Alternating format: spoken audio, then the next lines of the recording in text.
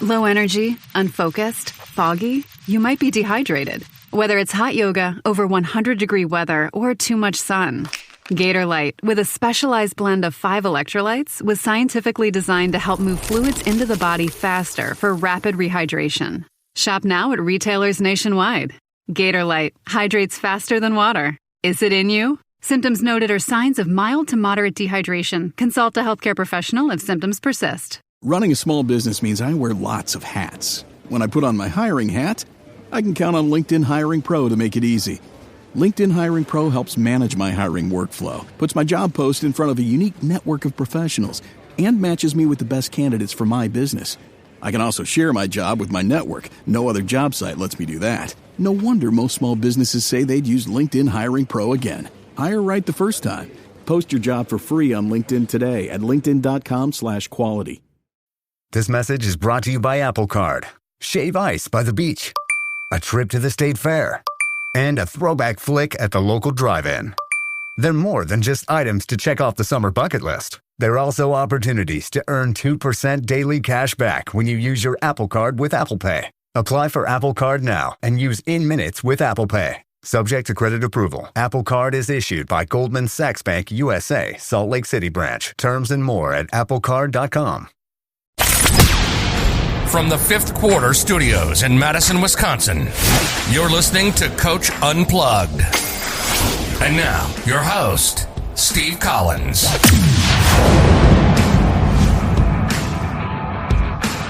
Hey, everybody. Happy Thursday, episode 635 of Coach Unplugged, part 2 with Coach Winters, talking about practice planning. But before we jump into that, I'd like to give a big shout out to our 2 sponsors. First of all, Dr. Dish. The reason I love the machine, not only is it durable, their customer service is next to none. Every time I've had some problems, even before they became sponsors of this podcast, I would always get an email back. And it was so fast. It reminded me of Apple, to be honest with you. So go over and check out those great people at Dr. Dish. Mention Coach Unplugged, and they'll give you $350 off every machine but the home one. Mentioning Coach Unplugged if you buy that home version, they'll help you out. And also go over and check out teachhoops.com for coaches who want to get better. We are always on our players to become better. We're always on our players to broaden their horizons and become better human beings. I think that's what we want to do here with teachhoops.com. Become a better basketball coach, and we'll help you through that journey. So go check it out, and let's head off to the podcast. So, it doesn't always have to be about punishment, but it's just, okay, we lost. Right. You got to remember that. So I went to a clinic a few years back. 2 years ago, I think I was at the Nike clinic, Chicago area. Bob Huggins is speaking. Oh, I love this. Huggy is super chill now. It's so funny. He's had like 8 heart attacks, so he's really laid back now. I've seen him back in the old days where he was just yelling, screaming. Even at clinic, he's yelling at people. Right. So somebody asked him, you seem different. You seem really relaxed. Tell me what changed. He's like, it took me forever to figure this out, but I don't yell and scream anymore at practice. We went and bought 3 treadmills, and we line them up at half court, and we're doing our defensive breakdown stuff. If you can't do what we're asking you to do, or you're not in the right spot, he goes, all I do is just point and say treadmill. And the kids go over there, and there's a manager waiting, and they got to run 2 minutes at 17 miles per hour. And the best part of the story was, he's talking about freshmen, and freshmen are like, Coach, how fast is 17 miles per hour? And, Huggy would say, well, let's go outside and you stand in front of my car and I'll show you. And his story continues with kids. Once kids get on that treadmill at 17 miles an hour for 2 minutes, we send them right back to the drill. And you know what happens? They're too tired to do it. So they go back to the treadmill. They go back to the drill. They go back to the treadmill. And he goes, they never want to get on that treadmill. And it was a teaching tool for him. Now, we left that clinic and I'm talking to my staff. It's like, what's going to be our treadmill? Because we can't afford 3 treadmills. This line right. But we can't move them in out of the gym. And we'll probably get fired if we do that to a kid. Somebody's going to complain. So, it doesn't have to be this extreme. For us, it's just a heavy ball. We have every rack, every level has 3 or 4, like 3.5 pound balls. Yep. And when they're on the right spot defensively, our coaches have them under their arm all the time. Like I've got one, my assistant's got one. We just call their name and just toss it to them. They know, they grab it. And we'll tell them why as they're running. And we're just on to the next spot in the drill. And that's something we've incorporated. Every level does it, and it's kind of become our thing. Like it's not earth-shattering, but our kids have kind of taken pride in it. We had a group of seniors in year 2 that got to the point where they would ask for the ball. Like they would know, like I'm not in the right spot. They would turn and just show me their hands and ask for the ball. And so what I love about this too, so the treadmill, what I love about the treadmill is you can't cheat the treadmill. Like you can, 17 miles an hour, you're going for 2 minutes at 17 miles an hour. You can't cheat it. Like line grabbers or whatever, they cheat sometimes. The same thing with this weighted ball. I love this, that you have to do the laps and you have to put it above your head. You know, you're not worried about speed of the laps. You're worried about they got to do the laps and it's above their head. Yep, yeah. And they're running right around where we're working, so they're still engaged in the drill. They're still, and right. when we, you know, they're still talking to their teammates while they're running. Like I love that. Trying to keep them out of it, you know, trying to keep the heavy ball out of their hands. So that's been really good for us. That's been our treadmill. It's not, again, it's not anything earth shattering, but it's something our kids have embraced and they kind of take pride in it, you know. And the kids and the freshman kids will walk through our gym we're practicing, they'll see it and they're like, oh, they can relate to it. Done. I'm stealing that one. So I'm going to tell if my weight guy is listening, I'm stealing a couple medicine balls out of the weight room. So absolutely. There we go. You know, we buy so get on Amazon. Spalding sells those things for about $40, and then you can incorporate them in a lot of low post drills and things like that. So it's an actual ball. It is. It is. They bounce really well. We do a lot of like just drop step layup drills in our post breakdowns and things like that. So we get a lot of use out of those. Okay. Again, pre-practice if court space allows. I know everybody's got different situations they're dealing with practice-wise. Dynamic stretching is important for us. Kids are moving. Really trying to – one thing with dynamic stretching I'll go back to, make sure they're on balance. Sometimes the kids are talking and they're not – and their head is off-center and they're doing the quad pulls and stuff and they're falling forward. And we're constantly reminding them, like, fellas, if you're varsity athletes, you should be on balance when you're doing dynamic stretching. And it's really more of a focus thing. It is. It's not that they can't talk while they're doing it, but they've got to make sure they've got enough focus to where they're on balance all the time. We'll get them together for a quick meeting. We usually have an emphasis of the day, offensively, defensively, or both. Thought of the day. Sometimes the thought of the day is just, you know, it's just as simple as who we're playing, you know, what they do well, why it's a big game, why it's important, all that stuff. Doesn't have to be anything, again, earth-shattering, but just something to focus on, something that so that they know you have an emphasis and a focus for the day. Perfection, we already talked about that. You know, that's that drill. And again, I can send you the 4 drills. It's just a 3-man weave, 3-man straight, 2-man straight. We never do 2-man passing drills where we're sliding. We don't ever do that on offense. You never do it in a game. Sprinting. We're always a bounce pass to a layup. Rebound outlet drills, I think, are just important, especially if you like to run. So again, for us, we're competitive right from the get-go. You are going to win or lose in the first 6 minutes of practice. And you're accountable to your teammates. So for us, we start 80% of our practices with that. Every once in a while we'll switch it up just to switch it up. But we start 80% of our practices with that. So again, just a little bit more about perfection, which we've already talked about. And do you just yell perfection? Yeah, they know. Well, they'll see the time on the clock. Our manager will have the 6 minutes. They'll know it's a perfection day. Do you do kids know all your drills? I think by Christmas they do. You know, there's drills that I call substitute drills. You know, There's the essentials, and then there's all right, let's just do something different today. Sometimes, you know, but we're, again, I should tell everybody this. I'm at that stage in life where my kids are 14 and 11. Okay. I'm coaching travel softball year round. Right. I coached travel baseball for a long time. I just switched over to my daughter's softball team this year. So even during our season, we have indoor practice 2 nights a week. Right. And she's got basketball practice, and I'm running her to that stuff. So I am probably the highest level of efficiency that I can possibly find. If there's something I can tweak to be more efficient, I'm going to do it. So not everybody's in that same situation. When I was a young coach, I could stay after practice for an hour with kids. I could practice for 3 hours. I could do whatever I wanted to do. Right. I just can't. No, that's what I'm asking. It's like, I think can be efficiency in the sense that that transition, if you talked about the 10 minutes in pre-practice, I think young coaches, that transition from drill A to drill B, if the more efficient you can make the movement from A to B you can make a 2-hour practice an hour and 40-minute practice and still do the exact same stuff if you can make those transitions faster and more precise. And that's why we've cut down on the number of drills we do. We repeat the same drills a lot more than I used to when I was younger, but it's just about call it out. They know it. We're really big on echo yells. You may call them different things, but I don't always yell it out. Sometimes I just tell one kid, hey, here's what's next. And if they don't get it done in 10 seconds or less, we're running. Yeah, because that I think when you train them to echo your voice, you talked about last week on our roundtable about playing in that you want to play in those sectional championship games. Right. At high school level gym, there's 2,000 to 4,000 people in there. It's the loudest place you're going to play, and they have to be able to operate in that environment. They're not all going to hear you, but they have to be able to echo what they hear. Do you use a whistle? I do not use a whistle at all. There are very few of us. I bet we're in like the 10%. I've never used a whistle in 30 years. I heard this once, and it stuck with me. I can't blow a whistle in a game to get them to listen to me. That's exactly what I said. I want them to be in tune with my voice. Absolutely. The whistle is probably wrong if any official's listening. So I don't care about what the whistle sound. I care about them hearing me if they can. So yeah, you and I are in the minority. Trust me. I keep asking people about that, and so I don't have a voice. I'm surprised that you say you and I are the minority, and I agree with you. I know that, and I'm still surprised by that. I know. They have to be able to operate from your voice. They do. That's essential. They've got to be able to pick it out in a loud game. Right. Versus their mom screaming at them from the third row. Shoot! They can pick my voice out versus mom's voice. Yes. So 15 to 20 minutes of defensive breakdowns. We use really 5 to 6 different drills. That includes our rebounding drills. They call it out. They know what it is.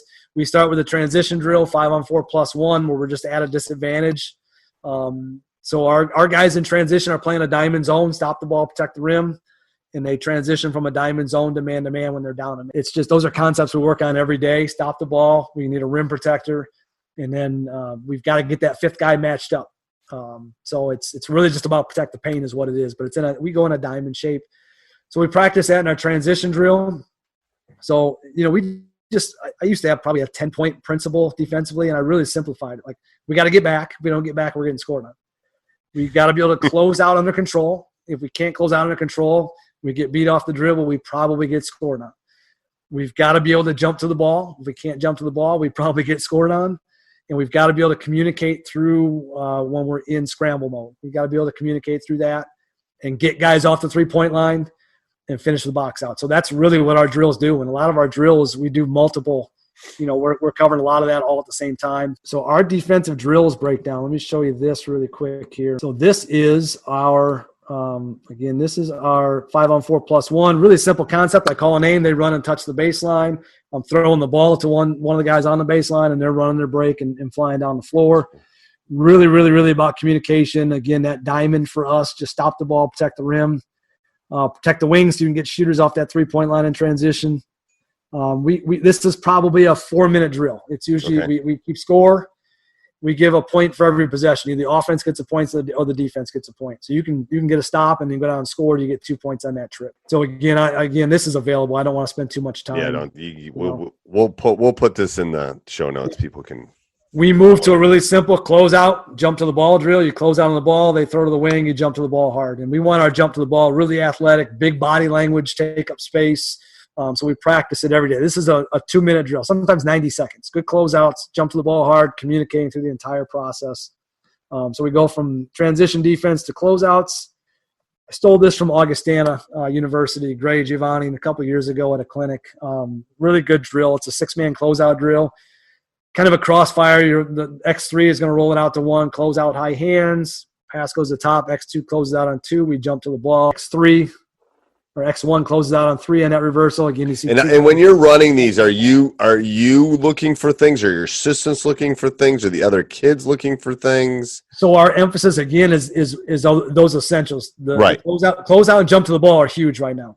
Okay. Combined with communication. So if we're not doing those 3 things, that's where the heavy ball's coming your way. Okay. And when 3 touches it here, we're live. We're playing 3-on-3 live. I think if you're not playing 3-on-3 drills, you probably need to, because it makes the game a lot harder. It's harder to get stops 3-on-3. And offensively, you can get some really cool screen and roll action and things going with good spacing. So I think it's essential. This, again, is a 4-minute drill for us probably. Okay. And, again, we're keeping score. Stops get you a point. We only score on stops on this one, okay? Yep. So we have an orange team and a black team. We're subbing in for our own team, and then we're switching over offense, defense. Every time. During practice, do you do a lot of the subbing, or do you have the kids do the subbing? I have the kids do a lot of it. Again, I want them to control a lot of stuff. Everybody's getting reps. When it needs to be controlled, I'll control it. When we're scrimmaging more and I want to see combinations and things, I'll control it. And that's when I'll jump in too. But most of the time, it's like, I got other things to worry about. Just jump in the drill. Tell the kid, everyone's going to need a break. If you're working hard enough, you're going to need one. So don't, Yep, and again, if they don't need breaks, you need to reevaluate the way you're running your practice. Our 8-man closeout drill is the exact same drill. But you notice we have 4 and X4, and we're defending a ball screen. In this case, it's a side screen and roll. We're really simple. Make them use it, hard hedge, and recover. I know more and more schools and systems are going to force left all the time. I'm intrigued by that. I haven't gone there yet. We're still kind of in those building stages. We're heading into year 4 now, where I'm at, and it's just I like the option to trap. So make them use it. Obviously, gives you that option to trap. Yeah, and the force left is interesting. We'll force short corner, both sides. We'll keep you on one side of the court. We're the same. Yeah, we'll do that. The force left thing is interesting. It's intriguing. It's intriguing. I'll say that. I'm still having a little trouble wondering if it's too difficult. Hey, I hope you're enjoying the podcast. I bet most people don't go, hey, on their podcasts. Anyway, make sure you subscribe and like. Lots of ways that you can help us out that don't cost you one penny. You can subscribe and like and leave a review. We really do appreciate those. Here, you can do that on YouTube. Go over and Cheat Hoops. There's thousands of videos over there. You can use our Amazon link down below, www.teachhoops.com/Amazon. So anytime you do any shopping, especially if you're listening to this over Christmas, we get a small little commission, and it doesn't cost you anything else. Doesn't cost anybody anything other than Amazon, I guess. And then helps us with our hosting fees. And then if you really want to help us out, you come over and join teachhoops.com for coaches who want to get better. I am here to help. I'm here to serve. One of the reasons I got into coaching was help kids, help other players, help coaches. There's no hidden agenda here. We're not playing, but I have been through it. I have coached at every level. I've done those youth tournaments. I've done, won multiple state titles. I know what you're going through. Trust me. And I can help. So let me know in any way if I can do that. And let's get back to the podcast. If it's just thinking too much. The forcing to the short corner is hard. Keeping it on the side's hard enough at times sometimes. But I'm a pretty high energy guy. When we're in a game situation, actually all of these drills, I'm screaming, no middle, no middle, no. I say no middle more than anything. I say jump to the ball more than I just jump. Constant reminders, because if one guy's flat-footed, boom, all of a sudden you get beat on the helper situation. Yep, you do. Those are things I'm screaming and I'm high energy. And in a game, oh my gosh, if we're defending in front of our bench and it's right in front of me, I'm reminded, keep it here, keep it here, keep it here, keep it here, just yelling and screaming at them, because I think in high school, I think you can gain a huge advantage doing that. I do too. And then we'll get out of this. Couple box out drills and things so that's really it. Those are our defensive essentials. We don't do a whole lot more than that. Villanova breakdowns, again, we kind of talked about that a little bit. A lot of 2-foot finishes, a lot of shot fakes, a lot of pivoting. Yep, we'll put that on. That's a PDF. Okay. We're big on pivot out of pressure. I think kids do so much advanced level stuff now that I've come back to more really, really simple. And the advanced stuff you don't use in a game that much. No, they've got trainers who they pay for that stuff, and I get it. If I'm a skill trainer, the videos I'm posting on Facebook are the triple crossover moves, the step backs, because everybody's like, I want my kid doing that. Right. But the travel programs and stuff, they're all doing these high level workouts, and there's a place for it with the right kid. But I just feel like my job is to fill in the gaps with that, and pivoting and playing off of 2 feet is something. And again, how often do you see that in the 123 possessions? You don't see it that often at the high school level, because I'm going to counter you. But you see that jump stop shot fake, get to the free throw line. Right. We talk foul situations a lot. So getting, how many teams have 2 good post players? If we can get that one guy out, that's huge. So again, I think that's where playing off of 2 feet is important. We have post perimeter breakdowns. We have 2 guns. We don't always have our main gym. We have a field house with 3 courts, and we have a main gym that has 4 courts. But our main court is we have they're end to end, 2 courts end to end. Right. So we have 7 courts, but it's not a great use of space based on the way our main gym was laid out back in the 70s. We do usually, when we're in that main gym, we have 2 guns set up, so we're pretty fortunate with that. If you don't have a gun, you need to get one. You need to get 2 of them. And if, they're expensive. They are. I'm a big Dr. Dish guy. They're the same thing though, but yeah. I had a Dr. Dish at Boylan too. I loved it. They're all good. They're so good. But I know with shoot away in the gun, you can pay for half 1 year. Yeah, they'll like, I know Dr. Dish will like, they'll work even a payment plan for you where it's like awesome. Yeah.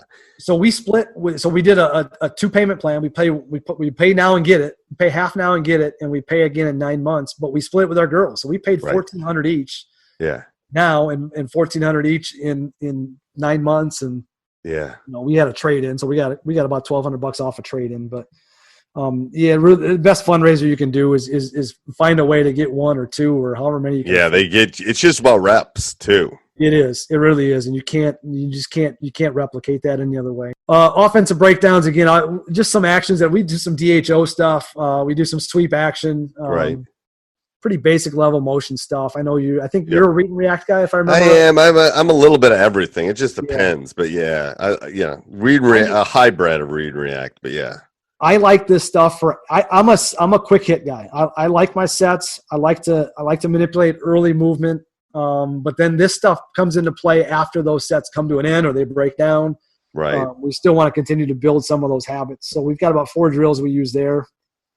And I've already said this. Your shooting drills and breakdowns allow for repetition in scoring the way your players will have opportunities to score in your offense. I think a lot of young coaches make a mistake on that one. I think they do, like you were saying earlier, I think they do a lot of drills that don't pertain to what they're actually doing. I used to constantly be looking for drills, and then I thought, well, if we do this footwork, let's just, all right, I'll be the high post, throw it to me, make your cut, take your hand off, and let's go, and let's get it right. Make your own drills up. I'm telling you. I think sometimes we lack confidence early on, so I'm going to run Bobby Knight's drill because if it was good enough for Bobby Knight, it should be good enough for my 7th graders, right? Right. So, but ask your head coaches; they should be able to guide you in that situation as well. Yes. And again, the reason why there's lots of drills I love, but they just don't translate to the way we play. So that's why I've kind of moved on from that stuff. And that's, these are things that I've learned that I know you've probably learned trial and error. And for us at practice, free throws are halftime. We're at about that 45-minute to an hour mark. Our free throws, we run a free throw ladder. So, is your free throw situation competitive? There's a lot of ways to do it. We do ladder too. They love ladder. Yeah. So here's how we do our ladder. And again, I can send this PowerPoint to anybody that wants it too. Okay. Each player has a seed, so we'll go 3-4 days where we just record and seed and, we alternate. So one day our number 1 has a bye. So it's 2 versus 3, 4 versus 5. And then the next day it's 1 versus 2, 3 versus 4. So one day you got to hold your spot. Next day you got the opportunity to move Yep. up. That's exactly what we do too. I love you got to string together wins. It puts pressure on them and it's fun. The kids love it. They absolutely love it. They can't. They're energetic. Sometimes you got to tell them to settle down and focus. Right, and to be honest with you, I use it as whoever's at the top of the ladder in the technicals gets to go. Like that's what we do too. Yeah, and it doesn't matter if it's our 15th guy. We sub him in. Yep, we sub him in there. So. And then just ways we do it. Some days we shoot 20.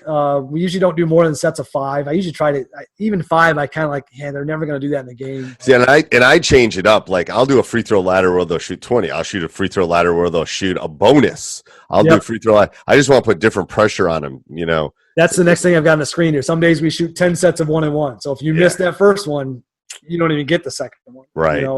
And some days we take that. Remember the old NBA days where you had 3 to make 2? I don't. That was a long. That was the ABA. That was a long time. That was the NBA in the early 80s. 3 to make 2. But we'll do that sometimes. You make your first one, you get a second one. You make your second one, you get a third one. That's awesome. I love that. Just finding ways to put pressures on those shots. If they're tied, it's sudden death. If I swish it and you make it and it hits the rim, I win. We got to match even a swish. Just because we're back to time management. We got to move on at that point. Second half of practice, that varies a lot more for us. I'm big on scouting reports, so we'll obviously spend time on scouting report stuff. Some coaches aren't. That's fine. I mean, it doesn't matter to me if you're big on scouting reports or not. But that's just what impacts our practice. We do have scout teams running sets for our opponents. We have probably 6 teams in our league that don't run anything because they're super athletic. So right. It's different. We have a couple of teams that run a ton of sets and they run them really well. So those weeks, obviously, that takes up more of our time than other weeks. We play a hybrid zone press. This is Don Showalter. I don't know if you know Don. Don has coached the Junior USA teams and stuff. Yep. It's a diamond, but we rotate to a 2-2-1 on a weak side entry pass. Do you let them get the ball in that diamond? You're not pressuring the ball? We try to force. No, we're all over the ball. So we've got our energy big guy on the ball. Usually our 4-man, just a high energy kid that's still pretty athletic on the ball. Trying to keep it ball side, like to the short side of the floor. Yep. But if they enter it to the weak side, Coach Showalter, and I love this. I think I was at a point guard college camp and he was speaking. Because I had run some diamond, but that weak side always killed us. Because by the time you get there to trap, they're thrown over top of you and they're gone. So he always rotates automatically to a 2-2-1. And then, your trap areas just change on that trip. And then he's got 6 or 7 different calls that are really simple adjustments. Like sometimes you can squeeze out the team that throws it back to the inbounder. You can squeeze him out if that's their point guard. Just a lot of really simple looks. Okay. That you can that don't take a lot of work to put it in. So again, does it pick up pace? It really does. It really speeds teams up. There's a red call where we come out of a timeout and we face guard and we're showing man-to-man, and the shape of it, you don't see the diamond shape. But on that first pass, we're falling right back into diamond responsibilities. Out of timeouts, we try to change it because they're calling a timeout because we've got them on it a couple times. And then we try to change the look. Sometimes we don't trap the first pass. Sometimes we trap the first pass no matter where it is. There's about 7 different calls. I don't even think I've ever put all 7 in. We have a squeeze call. If there's a team, the backup point guard comes in, we go to a squeeze call where we're really choking them out harder because we know that their best ball. But it's really all about just make somebody other than their best ball handler get it across half court. And, again, I think at the high school level you can have a lot of success with that because very few teams have 2 or 3 great ball handlers. Yeah. It's not even about the ball handling. It's about the decision-making as well. It is. So we spend about 10 minutes on that. That occupies our time. Okay. I'm more than happy to share the PDF of that as well. Yeah, that'd be great. That. I might look at that. That would be great. I'm always looking for a tweak on that. I love that. It just helped us control the action so much more. And what does what does Don call it? I don't even know what he calls it. I've got the video too. That's I think I can't even remember what he calls it. I'll email him. I've never heard his name associated with it, but I think this is what he runs with Team USA a lot in that junior because he's got so many athletes. And I had some teams at Boylan where we were 11 deep, so it really came about like how can we play all 11 guys? Right. Well, we got to get them tired. We got to get them gas. So we just had to play fast. So the kids love playing it. It's fun. Yeah. And then I don't think anything earth-shattering here. We spend time on 5-on-0 and 5-on-5. 5-on-5. Yep. Really depends what your team needs here. And I can't emphasize that enough. Like at the varsity level, you have that framework, but you really have to manipulate to what your team needs. We do a lot of scoring stuff, and again, it's just make it up. Right. It's what you need with your specific. Yeah. I think Dean Smith was really big on that back in the day. Like if we're scrimmaging, it's not just about 1s, 2s, and 3s.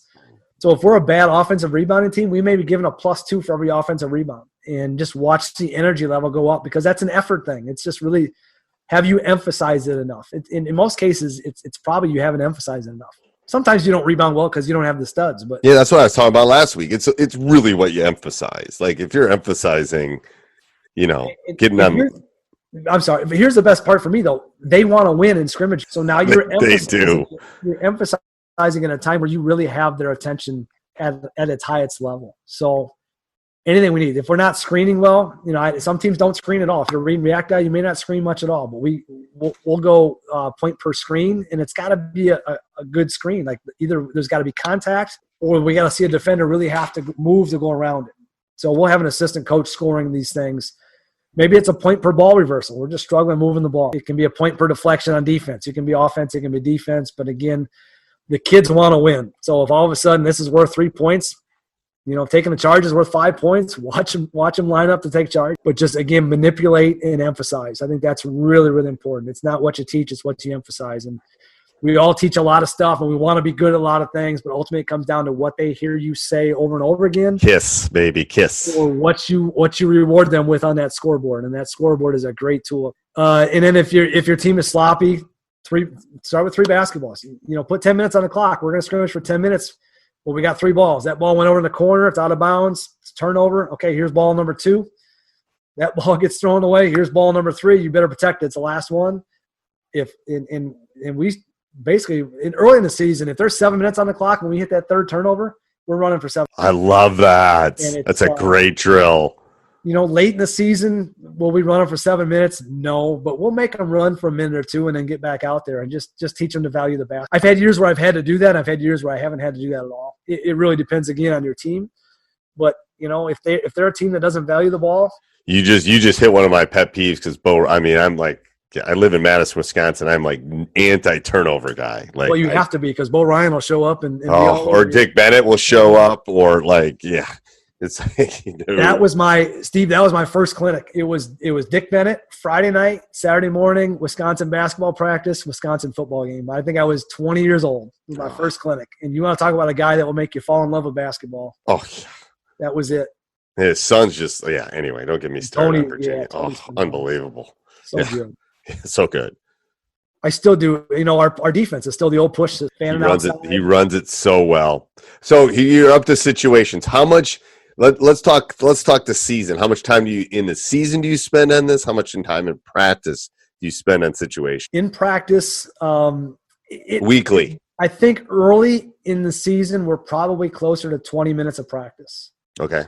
And that could be as simple as every possession starts with a baseline out of bounds. Sometimes our scrimmage, we'll play at one end, but we'll start it with a baseline out of bounds. Defense gets a stop or they score, they'll run transition. They'll play out that possession, and then we'll stop it, and then we'll start at the other end with a baseline out of bounds. Just to kind of it's controlled, but it lets them get up and down as well. Lets them transition from a made or miss to your break. Sometimes it'll be just baseline out of bounds for 7-8 minutes. We'll huddle up. I'll call the play in the huddle. They'll go back out there. We run everything out of a box set. So we have about 9-10 different sets we run out of a box just to disguise it more. Okay. Doesn't matter what you do, but for us, I just huddle them up. I'll give them a number, and the kids can only cheat it so much because every set starts the same way as far as the setup goes. But end of game, those take a little longer where you're fouling, you're down 6, you're in the bonus, there's a minute and a half to go. They do. I never feel like I have enough time for those. We always make sure we have enough time to flip it. So if you're ahead by 6, you're also behind by 6. Okay. All on the same day. Hey, everybody. I hope you enjoyed that. If you did, make sure you subscribe and like. Leave a written review. I read every one of those written reviews. Also, if you're thinking of taking your, maybe you've had a 500 season, maybe you just got done with your season, maybe you're starting your season, let me help you take your team to the next level. I've been there. I've experienced it. Trust me, I can help you take it to the next level. We'll get on a call and we'll get it all figured out. I'll make sure you subscribe and like. Have a great day.